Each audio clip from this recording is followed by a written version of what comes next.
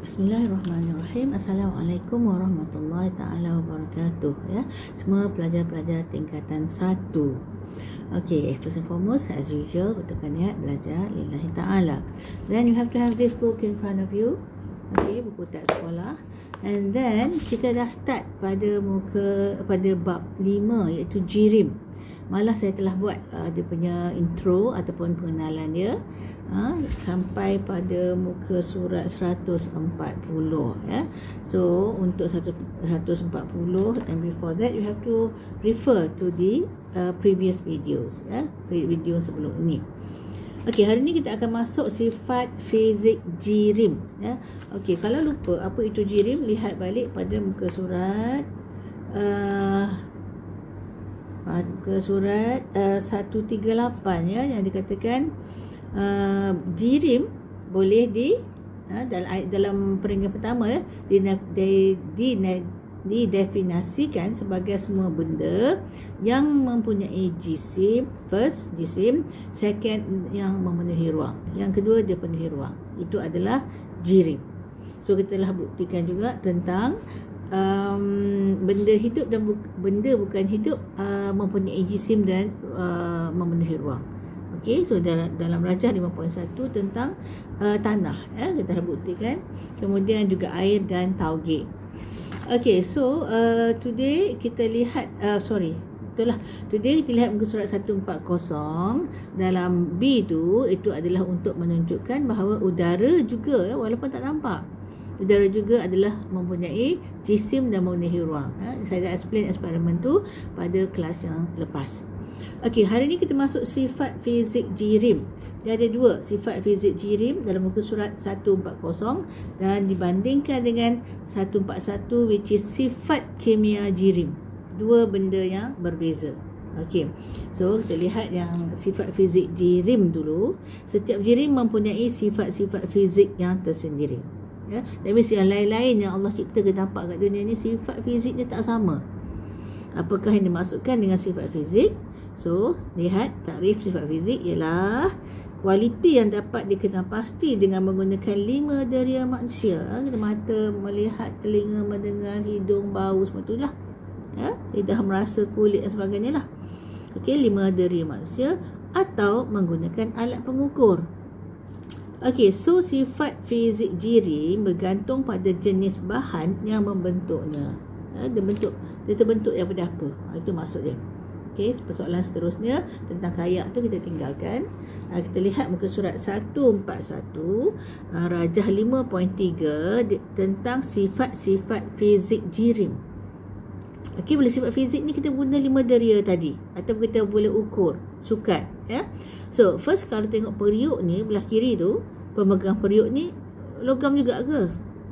Ada yang logam, ya, tapi yang sini bukan logam, ya. Pemegang periuk dia berbuat daripada bahan penebat haba. Contoh apa? Plastik. Dia bukan plastik biasa, cayak lah dia. Ya, dia ada plastik yang khas yang telah direka supaya nanti dia tahan haba. Kan? Daripada pengalaman awak, bila pegang tak sakit, tak panas, sebab haba tak mengalir padanya, dia adalah penebat. Okey, itu sifat fizik, ya, kita boleh rasa tak panas. Kan tadi 5 deria. Kemudian periuk dia berbuat daripada bahan konduktor haba seperti logam. Ya, kita akan biasanya kita gunakan logam. So untuk apa? Supaya cepat panas, senang nak masak. Ada juga kita guna clay pot. Ya, clay pot tu bukan logam tapi boleh juga. Tapi kalau awak pernah menggunakannya, awak akan tahu clay pot ni lama baru nak panas. Kemudian kalau dah panas tu, lama nak sejuk. Kalau nak serve pada orang kat kedai makan mi apa-apa yang mi clay pot ke apa tu, kan dia letak atas penebat kayu, kan. Kemudian dia masa mendidih sampai ke awak, it takes time tu untuk sejuk. Okay, so kena atas haba seperti logam. Biasanya periuk kita guna logam. Kemudian kita lihat ke atas, cecair yang berbeza mempunyai takat didih yang berbeza. Air punya takat didih tak sama dengan alkohol punya takat didih. Alkohol rendah lagi, air takat didih ialah 100 degree Celsius. Itu sifat fizik lah, boleh kita sukat. Dan tadi, ya, sama ada 5 deria ataupun gunakan alat pengukur. Kita guna thermometer untuk tengok kepanasannya. Okey, kemudian ke kanan, gula boleh melarut dalam air kopi, iaitu sifat fizik. Nampak daripada, katakan ambil gula cube ke ataupun gula pasir ke, letak dalam air, kacau-kacau, hilang. Nampak Okey, kan 5 deria tadi. Dan akhir sekali, takat lebur ais ialah suhu tetap ketika ais berubah menjadi cair pada tekanan yang tertentu. Okey. So kita tahu takat lebur ais adalah 0 darjah Celsius. Okey, so dia tetap menjadi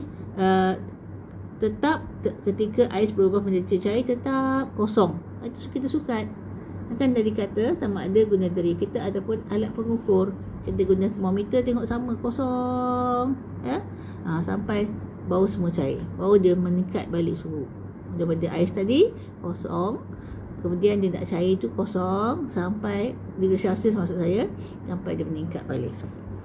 Okay, we've known about sifat fizik kimia. Now we're going to see apakah sifat kimia jirim. Sifat kimia jirim. Tadi fizik, ini kimia.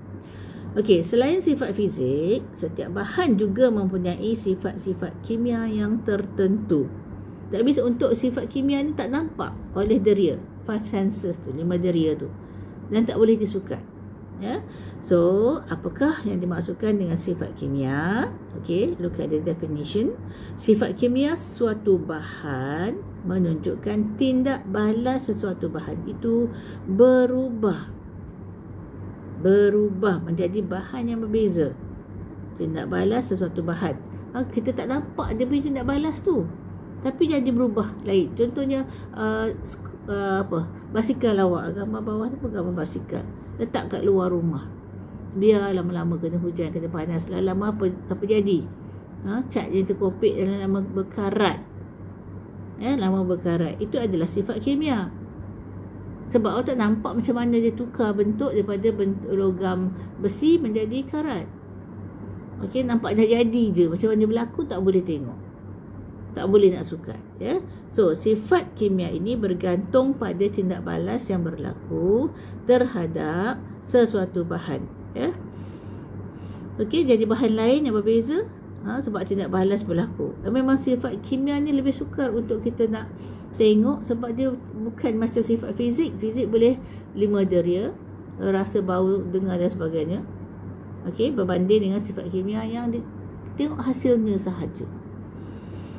Okey, so Rajah 5.4 menunjukkan beberapa contoh sifat kimia jirim. Bahan baharu yang terhasil daripada tindak balas kimia mempunyai komposisi kimia yang berbeza daripada bahan asal. Dia berubah sebab ada tindak balas kimia yang tak nampak antara atom-atom, molekul-molekul yang kita tak nampak, tapi berlaku berubah jadi benda lain. Okay, if you look at Rajah 5.4, dia bagi contoh ni belah kiri atas, macam basikal saya sebut tadi, sama je. Pengeratan berlaku kepada besi apabila terdedah kepada air dan udara. Itu sifat wajib ada air dan udara baru boleh dia karat. Tak ada air udara tak boleh karat. Dan yang bawah, petrol merupakan jirim yang mudah terbakar. Okey? Kena api tu dia terbakar. Tak nampak pun macam mana oksigen dalam udara tu bergabung dengan bahan dalam petrol tu menyebabkan dia ada api. Itu sifat kimia. Faham tak? Kena faham beza tentang sifat fizik yang boleh dilihat boleh digunakan 5 deria, salah satu deria, ataupun disukat, berbanding dengan sifat kimia yang tak nampak berlaku tapi dia berubah jadi benda baru. Okey, dah faham? Kita lihat muka surat 142. Okey, so dalam 142 dia kata jalankan aktiviti 5.2 untuk membezakan sifat fizik jirim dengan sifat kimia jirim. Okey, so di aktiviti adalah untuk membezakan, sekolah lakukan aktiviti secara berkumpulan. Tentukan sama ada sifat-sifat di bawah merupakan sifat kimia atau sifat fizik jirim. Okey, kemudian nyatakan proses yang terlibat. Okey, so ini sebenarnya tak buat dia punya latihan pun, awak dah biasa dalam pengalaman harian. Okey, so awak tengok nanti awak nyatakan fizik ke kimia ke. So sifat fizik atau sifat kimia, macam air. Mendidih pada 100 darjah Celsius. Panaskan dia mendidih. Sukat termometer. So perkataan sukat tu menunjukkan apa? Fizik ke kimia? Fizik lah kan. So kat termometer 100. Okey, aiskrim melebur apabila terdedah kepada suhu tertentu. Kan? So dia tukar daripada bentuk solid ataupun pepejal kepada cecair. Aiskrim mula pepejal, taklah keras sangat, tapi kumpulan pepejal tukar pada cecair bila dah meleleh. Kan? So apa tu? Sifat fizik ke sifat kimia? Rujuk balik definisi. Kemudian kertas tadi, kertas karbon, kumpulan karbon dengan api ya. Bila kertas terbakar apabila dikenakan haba, tentukanlah kimia ataupun fizik. Sebab kita tak nampak pun tidak balas antara karbon dalam kertas tu dengan oksigen. Okey, dan kita lihat sudu besi menjadi panas apabila diletakkan ke dalam air kopi yang panas. Biasalah awak kan letak sudu kacau-kacau panas minuman awak tu, lama sudu pun makin panas. So tentukan fizik atau kimia. Begitu juga kunci apabila dibiarkan terdedah pada air dan udara lama-lama karat. Ada contoh bandingkan yang belakang tadi. Tak tahu dia sifat kimia atau sifat fizik. Dan kemudian ubat melarut dalam air pun boleh tengok contoh di belakang tadi untuk tentukan dia sifat kimia ataupun sifat fizik. So tentukan dulu, cuba dulu all six. Kemudian tengok, bandingkan dengan belakang. Betul tak awak punya cubaan tu? Then you can understand better. Jangan dengar je. Bila dengar je awak tak dapat nak saya kata ya, awak tak dapat nak tahu check sama ada awak faham ke tidak. Okey, so kemudian kita lihat bagaimanakah kita mengelaskan bahan daripada pelbagai ciri. Okey, ada banyak bahan ni yang kita belajar dalam jirim ni, pelbagai ya, cecair, pepejal, gas, kemudian macam-macam lah. So nak kelaskan, kita dapati ada 1, 2, 3, 4 ciri ni ada pada sifat-sifat pada sesuatu bahan tertentu. Okey, contohnya ada bagi air laut. Pernah pergi pantai kan, mandi sungai, mandi laut kan. Pernah terminum tak air dia? Sedap je, sedap masin kan. Okey, so air laut rasanya masin sebab apa? Sebab kandungan garam di dalamnya. Dalam air laut ada garam. Okey, apakah perbezaan ciri antara garam dengan air laut? Perbezaan ciri. Apa bezanya garam dengan air laut? So, garam dan air laut, garam dan air. Garam dan air mempunyai takat didih yang berbeza. If you do eksperimen, kalau ambil air pure water, air suling, memang dia takat didih dia 100 tetap. Kalau ambil air laut, dia lebih dari 100. Kalau buat eksperimen memang pun. Kalau sama, that means salah lah eksperimen tu. So, apabila air tersejat menjadi wap air, daripada air garam tu, yang naik cuma H2O, wap air sahaja, yang tinggal garam kat bawah. Kerana takat didih air lebih rendah, which is 100 degrees Celsius, okey, daripada garam. Hal ini menyebabkan hanya garam yang akan tertinggal. Nak buat eksperimen ni kat rumah pun senang je. Mula ambil air, ambil garam banyak sikit, kacau sampai dia larut, tak nampak dah garam. Letak atas dapur. Tak ada dapur, didih kan, jangan habis besar, habis kecil, sampai tengok air dah habis dah, tinggal garam je.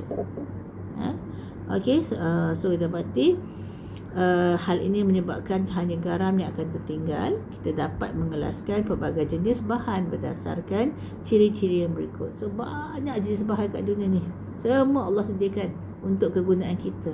Lain bahan, lain ciri.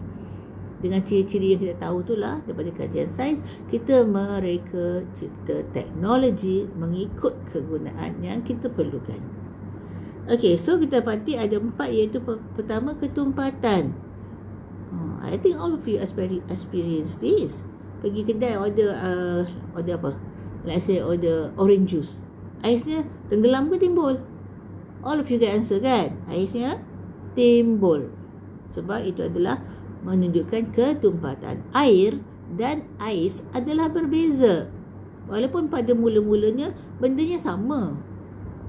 Air dan ais benda sama. Tapi bila jirim dia berbeza, kita akan dapati ketumpatannya menjadi berbeza. Ais menjadi kurang tumpat. Manakala air tumpat sedikit. That's why ais naik tinggi, dia timbul dalam air.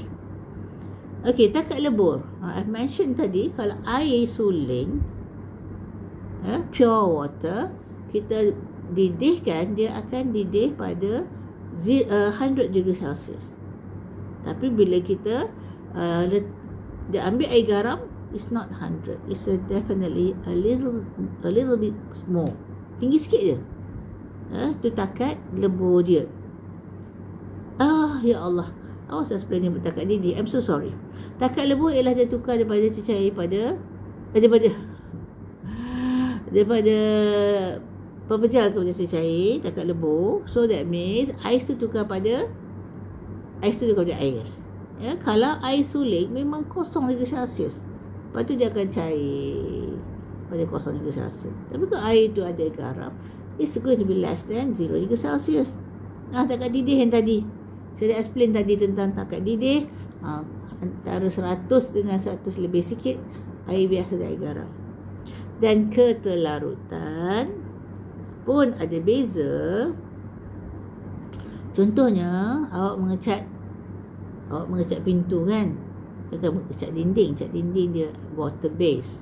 Cat pintu awak nak cairkan sikit, mana boleh tambah air. Ataupun tangan awak terkena cat, basuh dengan air. Kalau cat dalam rumah untuk dinding okey ya. Tapi kalau cat tu adalah cat untuk cat pintu, cat grill, terkena cat warna hitam, basuh boleh, hilang macam tu je? Tak boleh. Sebab dia tak larut, cat tak larut dalam air.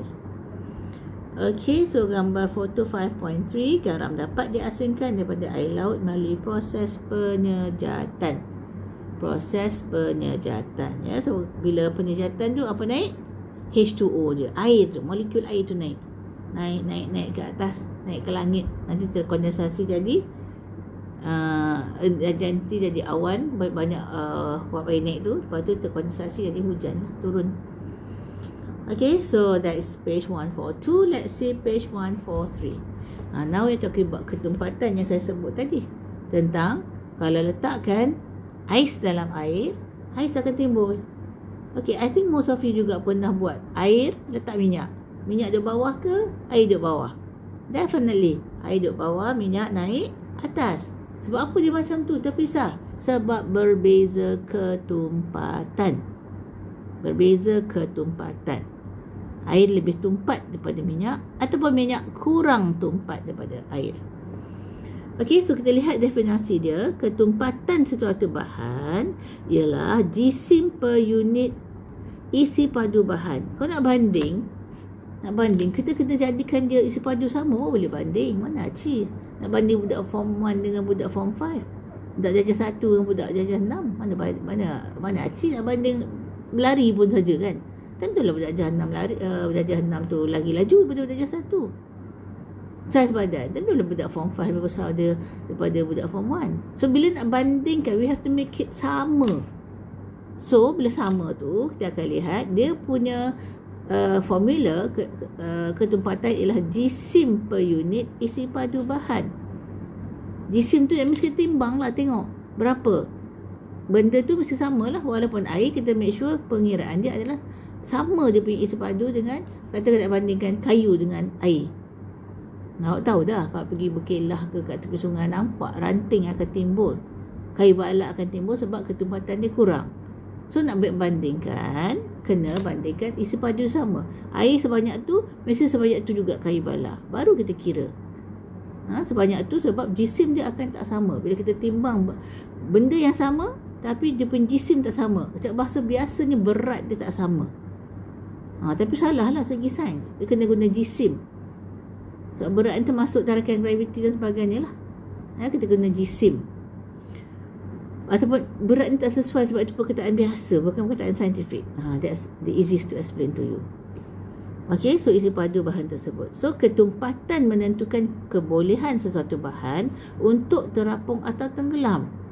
S macam dia gambar 5.4. Minyak tu ketumpatan dia kurang. Sebab kita ambil minyak yang sama, nilai isi padunya sama banyak.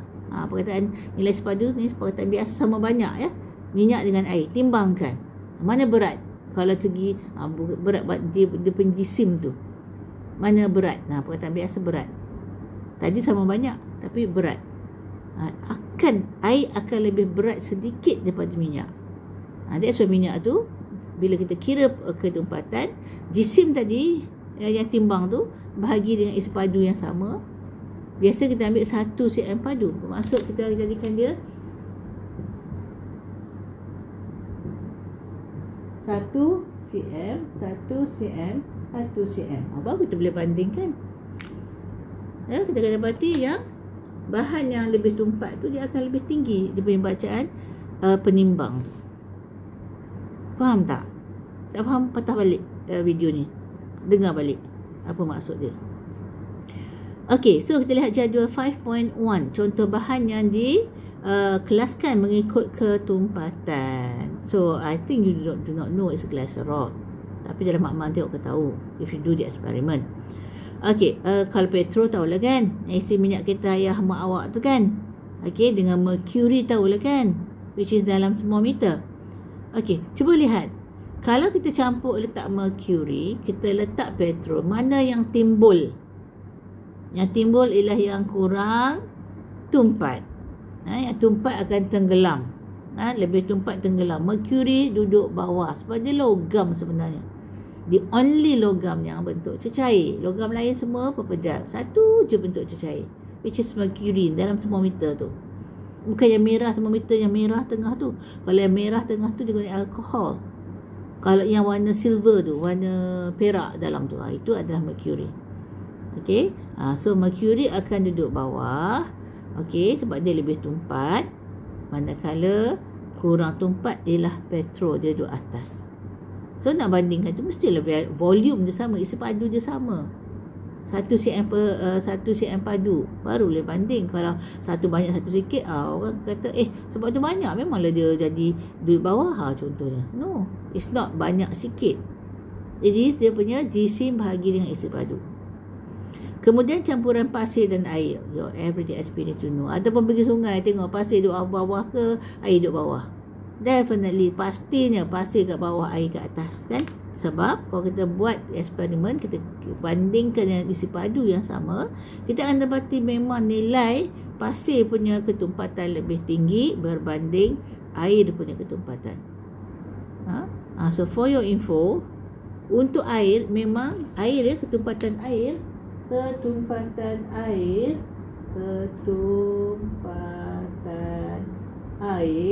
adalah 1 gram per sentimeter padu. Maksudnya kalau kita boleh buat banyak ni air ni, walaupun dia cecair, boleh kita suka dia 1 gram. Dan dengan air ni lah kita akan banding ke banyak benda. Banyak benda boleh dibandingkan dengan air. Sebab ini satu je. Kalau benda tu 1.2 something, kan X adalah 1.2 gram per sentimeter padu. Mana timbul? Air ke X? Air lah sebab dia satu. Lagi sikit daripada X. Katakan Y adalah 3 gram per sentimeter padu. So mana tenggelam? Air ke Y? Y lah, dia 3. Faham tak? Okay, so now let's see campuran minyak dan gabus. Gabus tahu? Kadang penutup botol tu yang macam ringan tu, yang dia macam pepejal, penutup botol yang warna coklat tu kan. Bukan coklat, warna brown, light brown. Gabus macam ataupun macam polystyrene. Tak tahu polystyrene kan, untuk tapau makanan-makanan polystyrene tu. Dia kurang tumpat. Kalau dengan minyak dia timbul, dengan air pun dia timbul. Kayu balak pun you should know that dia timbul. Sebab dia kurang tumpat. Okay, itu ketumpatan. So remember this, air adalah 1 gram per sentimeter padu. So nak banding apa-apa padanya. Dan sifat-sifat air pula you should know already adalah air takat didih, air bertulis ya, adalah 100 degrees Celsius. Takat lebur air apa ni adalah 0 degrees Celsius. Ni dua-dua air. Ni adalah dua-dua air tulen ya, air tulen ataupun air suling. Ini distilled water ataupun distilled water ataupun apa tu, pure water ya. Ni kau tahu sifat tiga ni, jadi ada ni, definitely itu adalah air. Air lah tu. Kau tiga-tiga sifat ini. Okey, kemudian kita lihat takat lebur dan takat didih. Mungkin we can finish this page for today. Okey, takat lebur dan takat didih. Bila kata takat lebur ya, I think you've learned this in primary school lah. Daripada pepejal menjadi cecair. Ambil ais letak dalam gelas. Tunggulah, after some time dia akan tukar pada ais kepada air kan. Itu takat lebur.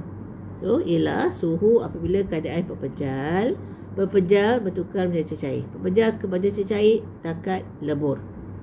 Takat didih. Takat didih pula ialah suhu apabila keadaan cecair berubah menjadi gas. Letak air atas api, apa jadi? Nampak dia mendidih, blub. Nampak uap dia naik ya. Daripada cecair pada gas. So, jirim juga boleh dikelaskan berdasarkan takat lebur, takat didih suatu bahan. So, saya dah bagi tak air punya, takat lebur, takat didih, air tulen ya. Okay, look at the first one, the first picture. Besi melabur pada suhu 1536 degrees Celsius. It's damn hot. Panas gila-gila.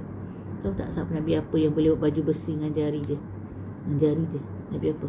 Nabi Daud. Tak ada manusia boleh buat. Dia manusia tapi Allah izinkan sebab itu mukjizat dia. Allah pilih dia boleh. Kita mana boleh pegang. Pegang air 100 degree Celsius pun dah menjerit kepanasan. Okey, 1536 degree Celsius. Tapi Allah bagi otak manusia, kita boleh ada alat pula, kita cipta alat untuk kita leburkan besi, untuk kita buat macam-macam, buat badan kereta, buat badan macam ataupun macam-macam kegunaan besi. Buat paku, buat apa daripada besi yang jumpa dalam bumi tu diproses kan, buat bentuk paku tajam, nak paku rumah, contohnya kalau rumah kayu. Kalau dulu tak ada paku tu, rumah kayu zaman dulu dia guna pasak, guna macam mana saya pun tak pasti dah. Zaman saya kecil dah ada dah paku. Itu kelebihan otak manusia. Suruh si gajah, si tiger, si monkey tu buat paku, no way lah. Dia ada perasaan macam kita. Ibu binatang sayang anak dia, ada emosi, tapi dia tidak ada akal yang boleh menggunakan bahan di dunia ini yang Allah sediakan untuk kegunaan, untuk kesenangan kita. Okay, so that is about besi. Now look at ice. Ice melebur pada 0 degree Celsius. 0 degree Celsius. Okay, kalau tak atas tangan ais tu, sejuk lah sikit biar kalau lama. Cair lah dia. Masa suhu dia mencair tu 0 degree Celsius sebab suhu badan awak 37. Lebih panas. 37 degree Celsius suhu badan awak. Kena pada 0 degree Celsius, haba pada badan awak akan pergi pada ais tu untuk mencairkannya. Tu orang rasa sejuk. Orang hilang haba. Sejuk kan? Tak ais dan tapak tangan. Okay, next is air mendidih. Kita dapati 100 degree Celsius. Itu kalau air suling ataupun pure water. Okay. Letakkan termometer, boleh suka nampak 100 degree Celsius dia mendidih, boleh blub tu. Nampak bubbles dia. Okay, so gambar foto 5.5, takat lebur dan takat didih beberapa bahan. Kita lihat takat lebur dan takat didih beberapa bahan disenaraikan di dalam jadual 5.2. So air, kita dapati takat lebur dia kosong. Ini air suling atau didih, I've mentioned just now. Takat didih dia 100 degree Celsius. Ketempatan berapa? Ketempatan berapa? Apa tadi? 1 gram per centimeter padu. Ingat ya. Alkohol takat lebur dia negatif 117. Ya Allah, kosong pun dah sejuk. Negatif 1 dah sejuk, negatif 3 dah sejuk. Kalau sebuah negara sejuk sedang snow tu, kalau macam Moscow sampai negatif 40 degree Celsius, akan imagine the coolness. Buka fridge letak muka pun sejuk kan. Ini negatif 40, sometimes sejuk gila. Okay, takat didih dia tak means tak tinggi alkohol. Tak sampai 100 dia dah didih dah. So kalau campurkan air dengan alkohol, letak atas api, apa yang naik wap mula-mula? 78 degree Celsius, wap apa yang keluar tu? Wap alkohol. So after some time, hilang wap, baru naik air didih yang 100 pula. 100 degree Celsius punya air pula naik. That's why kalau alkohol yang ada dalam minyak wangi semua, spray, rasa sejuk, betul? Sejuk. Ataupun minyak, ataupun ubat luka yang kuning tu, dia tak boleh larut dalam air tau. Iodine tu, iodine tu, dia kena dalam alkohol. Letak dia sejuk sebab dia alkohol, dia cepat meruap. Jadi sebab setengah pendapat boleh pakai perfume yang alkohol sebab dia bukan dia melekat kat kita, dia meruap, dia keluar masuk udara. Ada pendapat tak yakin tak payah, guna je minyak kalau nak kat telekong, kat baju, nak solat, guna je yang tak ada alkohol. Ada je nowadays. Okay, Cuprum takat lebur dia 1085 tinggi takat lebur dia daripada Cuprum tu yang dalam wire tu kan, dalam wire elektrik tu, yang kuning sikit dia punya warna dia, metal, logam dia. Nak cair dia letak atas dapur, dia cair, tak maunya. Kalau besi tadi 1536, dia 1085, dia rendah sikit daripada besi. Besi Nabi Daud boleh buat baju besi tu. Tapi dekat didih, that means dia boleh tukar kepada gas. This Cuprum mesti sampai 2562, 2560 degree Celsius baru dia beruap. Macam mana lah alat, saya pun tak pernah tengok. Okay, dan oksigen kita dapati nak leburkan dia. Kalau ada oksigen, ada dijadikan, boleh possible oksigen dalam bentuk pepejal. Okay, nak tukar pada gas, negatif 218 dah tukar gas dah. Nak didihkan dia negatif 183. Negatif, dua-dua negatif. Lagi negatif besar ke tu, lagi jauh dia kosong. Okay, so I'm going to stop there. Okay, thank you for watching. Don't forget to subscribe and also give me a like. Also share with your friends tentang my link ni supaya sama-sama dapat manfaat. Ya, InsyaAllah sama dapat pahala. Okay, don't forget to jaga solat 5 kali sehari and then taat ibu bapa, terutama ibu, selagi tak suruh ada maksiat. Hormati guru-guru, moga-moga mendapat keberkatan ilmu. Also, hormati lebih tua, sayangi lebih muda. Assalamualaikum warahmatullahi taala wabarakatuh. Subhanallah.